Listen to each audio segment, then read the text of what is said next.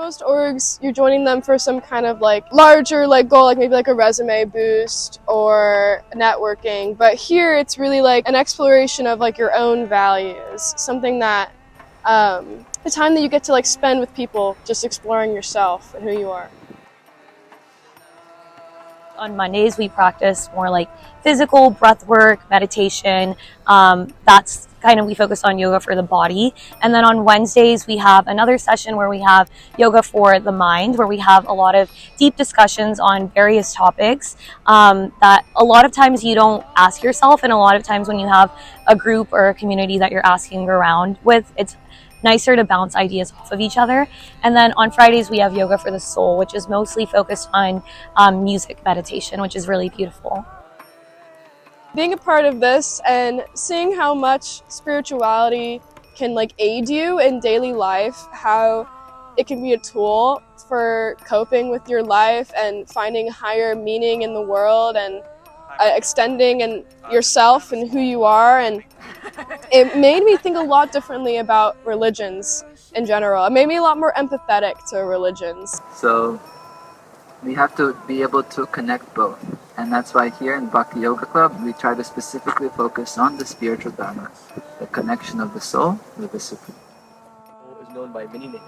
Krishna, Allah, Yahweh. This isn't like a religious org, it's more of a spiritual org, and it comes from like the Vedic scriptures, which have a lot of helpful tips on like mindfulness, well-being, and how to be a soul, not a body. And so that's kind of where we take our inspiration from. And we have a lot of those same philosophical, same rooted discussions in those scriptures. Right, and we bring in a lot of speakers who spent their entire life studying these scriptures and studying exactly how to practice yoga to make their lives better and also to make our lives better. So they come, they tell us all the techniques, all the tips, and I like to learn from them too. When I first started coming to these meetings, I kind of was a little bit critical and a little bit like, all right, like I don't know if I really trust this. And that's okay, you know? But it is really like what you make it out to be. And as I kind of kept going and kind of kept being more open to this idea, I was like, okay, now I get it. Like, I understand why this can be really helpful and how it can really change your mind about things.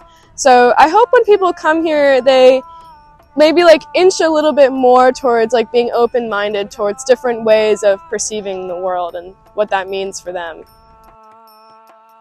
I didn't totally know what to expect during that first time when I met Govinda. He had like told me a little bit about what it would be like, the chanting or mantra meditation. It was kind of weird to me, to be honest. Like I didn't know, I don't know. I didn't have many expectations, but it was just different than anything I've been a part of. Like there was a lot of chanting, a lot of music, and so it caught me off guard a little bit. And but I just felt like good afterwards, and I liked the people too, and they gave us some good food. So.